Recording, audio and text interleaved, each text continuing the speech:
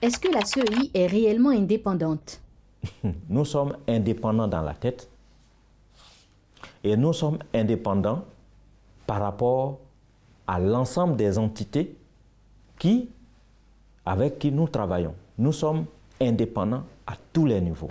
Bonjour Brut, je suis M. Traoré Mbefoua, commissaire central à la Commission électorale indépendante. Aujourd'hui, nous allons vous parler de la Commission électorale indépendante dans son fonctionnement, ses attributions et dans son organisation.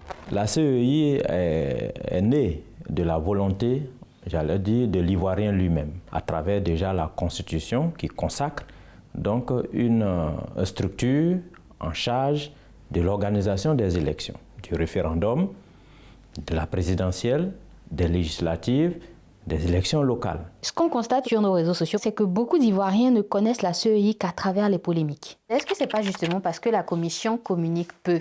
À mon avis, j'ai l'impression que c'est les populations qui ne vont pas à la source de l'information. Nous avons un site internet qui est le www.cei.ci.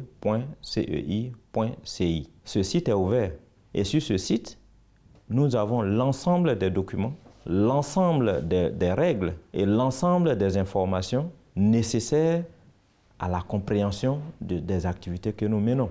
Lorsque nous avons un communiqué à faire passer, non seulement nous le faisons passer à la télévision nationale, sur l'ensemble des journaux papier, mais aussi en ligne avec notre site internet, notre site Facebook, notre adresse Facebook et puis aussi notre site YouTube. Donc autant de canaux que nous utilisons pour faire passer le message. Et qu'est-ce que vous faites concrètement?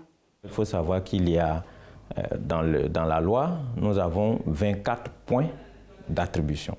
24 points allant donc de la révision de la liste électorale à la gestion du fichier électoral, à la proclamation des résultats, à la réception des candidatures lors des élections, à la proclamation provisoire ou définitive des résultats, etc., etc. Il y en a jusqu'à 24 points.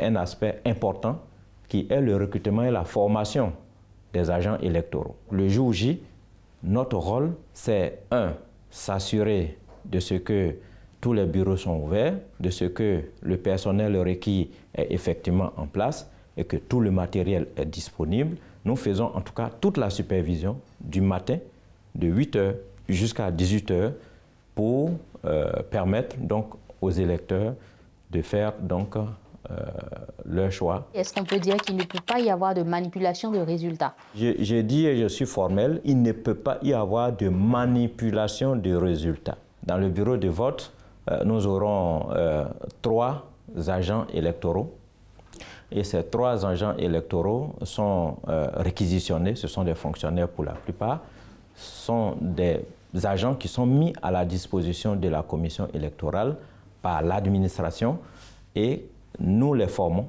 et nous les affectons dans les différents bureaux de vote. Donc, une fois sur place, du matin au soir, ils travaillent avec l'ensemble des personnes qui sont là, qui assistent en fait à l'opération. Le soir venu, la compilation. Cette activité de dépouillement est faite dirigée par le président du bureau de vote, assisté de 2 assesseurs, c'est-à-dire quoi?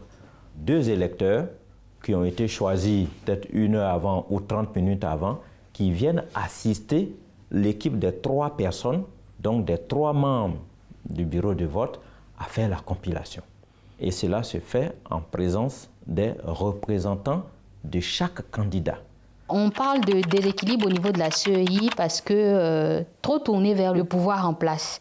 Pourquoi cette critique revient toujours? En termes de représentation, le pouvoir présente 4 commissaires, l'opposition présente 5 commissaires. Je vais vous dire que les 5 représentants de l'opposition, on voit 5, mais derrière, il y a presque une trentaine à quarantaine de partis politiques. Parce que quoi? Ce sont des entités, des groupements de partis politiques. Quand on prend l'AFD, l'AFD est composée au minimum de 10, sinon 12 partis politiques. Mais ils ont un représentant. Donc, quand vous voyez bien la composition, on voit 5, mais derrière, ce n'est pas seulement 5. Mais les autres ne siègent pas, c'est que 5 qui siègent. Oui, face à 4. C'est 5 qui siègent. Face à 4 du parti en place. Oui. Donc, pourquoi est-ce qu'on ne prend pas un représentant de tous les partis? Ben, comment vous allez diriger une entité qui comprendra presque 150 membres à la commission centrale? 150 membres. Même l'Assemblée nationale a un bureau, ok, pour pouvoir diriger donc l'institution. Et donc, la commission électorale ne peut pas avoir autant de membres que de partis politiques, sinon rien ne fonctionnera. Dans d'autres pays, ils ont essayé de faire ça, mais ça n'a pas fonctionné. Ça ne peut pas fonctionner. Dans l'histoire de la politique ivoirienne, on accuse toujours la commission électorale d'être à l'origine des crises politiques. Pourquoi cette accusation? Oui, la commission est accusée d'être à l'origine parce que, pour moi, je parle cette fois-ci, je dis pour moi, parce que les acteurs politiques veulent toujours trouver un bouc émissaire à leur déboire. Est-ce que vous me diriez aujourd'hui que les Ivoiriens ont confiance en la CEI? La question de la confiance dépend de là où on se trouve. C'est-à-dire? 1. Quand la décision qui est prise par la commission électorale indépendante nous arrange, on a confiance à la CEI. Quand la décision est en notre défaveur, nous n'avons pas confiance en la CEI. Mais on ne devait pas avoir deux positions. Tant que nous sommes citoyens, respectant les règles et respectant les institutions, et je l'ai dit, tout citoyen, en tout cas impliqué dans un processus électoral, peut faire recours s'il se sent lésé par une décision de la commission électorale indépendante. Qu'est-ce qu'elle est censée ne pas faire? Ne pas donner des résultats définitifs là où nous ne devons pas donner.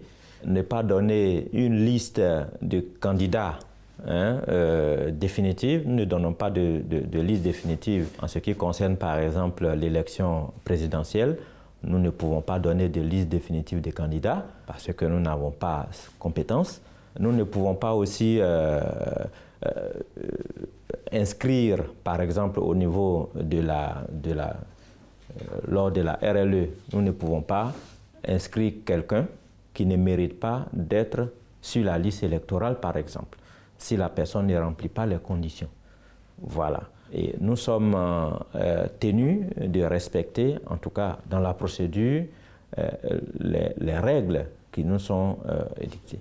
Il y a aussi que les gens ont l'impression que nous avons droit de faire tout ce qu'on veut. Non, toutes nos décisions sont susceptibles de recours.